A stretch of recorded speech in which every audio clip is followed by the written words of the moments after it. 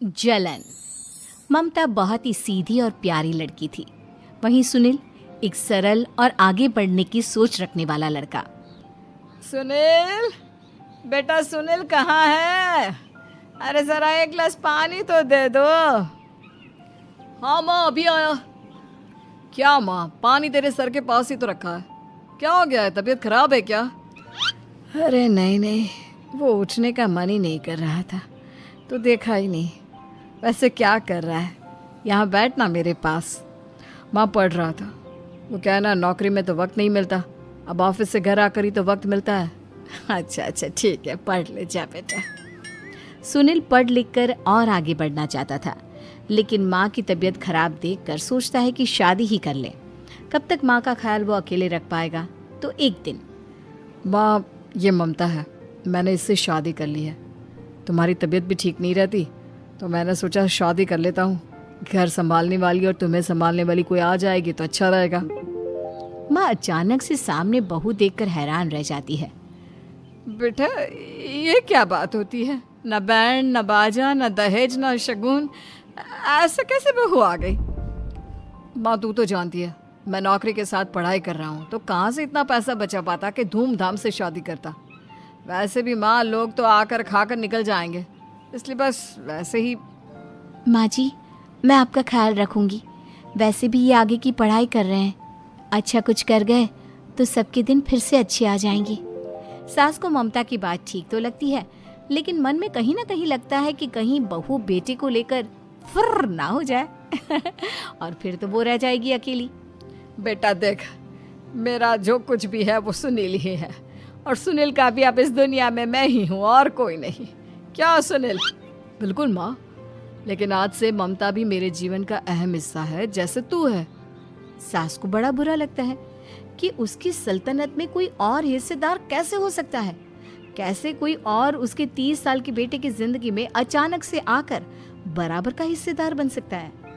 देख बहू, मैं भले थोड़ा बीमार रहती हूँ, लेकिन इसका मतलब यह नहीं कि घर की चीज़ों में मेरा कंट्रोल खत्म हो गया है। मैं आज भी इस घर की रानी हूँ, समझी? बेटा सोचता है कि ये माँ को अचानक से क्या हो गया। कल तक जो माँ कहती थी कि जिंदगी का कोई भरोसा नहीं, वो अचानक से जंग के मैदान की झांसी की रानी कैसे बन गई? माँ क्या हो गया है? सब ठीक है ना? अचानक कैसी बात कर रही हो? ममता का आज पहला दिन है, स्वागत करो उसका। आसपास की आंटियों को बुलाओ, नई दुल्हन की मुंह दिखाए करवाओ। खैर, सास होने का फर्ज निभाती है और बाद में एक सहेली के साथ बाहर निकल जाती है। क्यों री बताया नहीं कि बेटे का ब्याह कर रही हो? वैसे तो सारा दिन हम ही में घुसी रहती हो। अरे मुझे भी तो अभी पता चला, यूं अचानक सर पर लेकर आ गया। कहता है बहू है माँ तुम्हारी, अब इसको भी इतना ही मैं प्यार करता हूँ जितना तुझे करता हूँ। लो जी, ये क्या बात होगी? क्यों इतना प्यार करता है? अरे माँ का प्यार तो ज्यादा होता है। अब उसको तो कोई दूसरा पति मिल सकता है, लेकिन तुम ही बताओ, क्या माँ की ममता किसी और की हो सकती है? ना जी ना, बेटे को समझाओ ये बात। अरे क्या समझाऊं, मुझे तो खुद ही समझ में नहीं आ रहा कि क्या हो रहा है। जो बेटा कल तक माँ माँ करता था, अचानक से बीवी बीवी का राग आलाप रहा है। देखा, उसकी बीवी ना सुंदर और जवान है। सुंदरता के आगे तो एक से एक नहीं टिके, तो तेरा बेटा किस खेत की मूली है? सास को भी समझ में आ जाता है कि बहू की सुंदरता के आगे माँ का प्यार किसी काम का नहीं। उधर बीवी, ए जी, अम्मा जी सहेलियों को छोड़ने गई थी, अभी तक आई नहीं, हम देख आए क्या? अरे रहने दो ना, आ जाएंगी। कहाँ जाएगी, उनकी आदत है, एक बार जाती है तो पूरी पंचायत खत्म करके ही आती है। अच्छा ही है, खाना वाना खा कर गई होगी। छोड़ो ना, घूमेगी तो खाना पचेगा नहीं तो ऐसे ही खाट पकड़ लेगी। बहू भी शांत हो जाती है। उधर सास सोचती है कि आज थोड़ा देर से ही घर जाती हूँ, जब बेटा परेशान होकर ढूंढेगा तब मजा आएगा। बीवी को खुद ही पता चल जाएगा कि माँ के आगे उसकी दाल नहीं गलेगी। लेकिन वहीं दूसरी ओर घर पर, ए जी, माँ जी अभी भी नहीं आई, हमको तो घबराहट हो रही है कि क्या करें, जाकर पता करें किसी के घर। अच्छा, कहाँ जाओगी ये भी बता दो। पहला दिन है तुम्हारा इस घर में और एक ही दिन में मोहल्ला छानोगी क्या? हाँ, तो आप भी तो नहीं जा रहे हैं ना, हमको फिक्र हो रही है। अरे यार, ये रोज का है अम्मा का, खाओ और सो जाओ।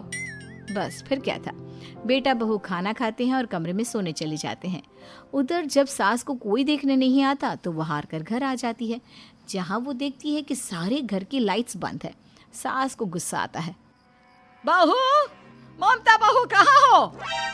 लेकिन सारे दिन की थकी बहू को ऐसी नींद आती है जैसे किसी ने भांग की गोली खिला दी हो।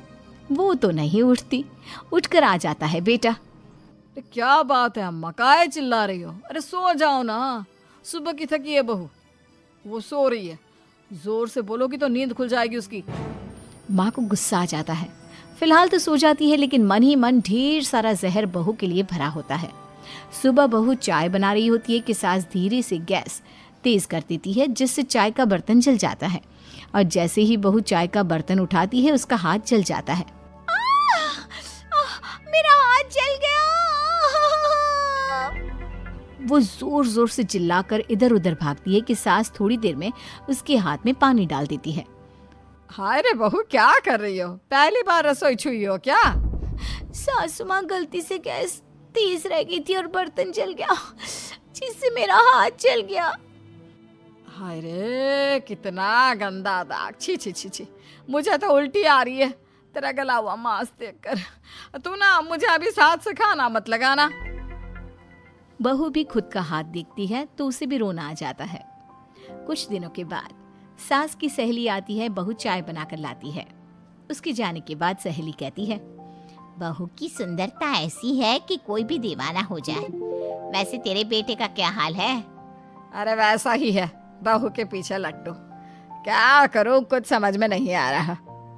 मैंने तो बहू के चेहरे पर दिवाली के पटाखे की चक्री फेंक दी, उसका पूरा चेहरा जल गया।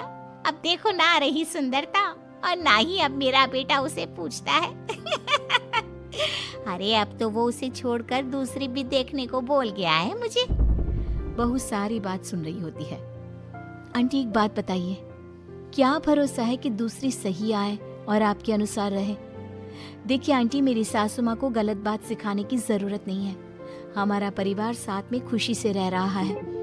देख बहू, मेरी सहेली की बेइज्जती ना कर, वही अच्छा रहेगा तेरे लिए, समझी? बहू नहीं मानती है। वो बार बार उनकी सहेली को घर से निकल जाने को कहती है।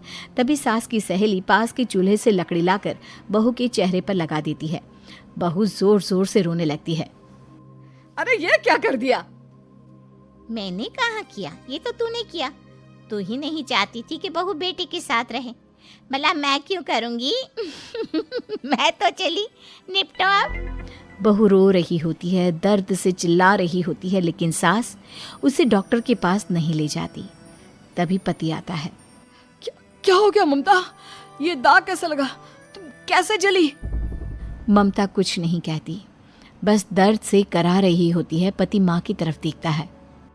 हो ना हो माँ, ये पक्का आपका काम है। आप ही ममता से जला करती थी ना।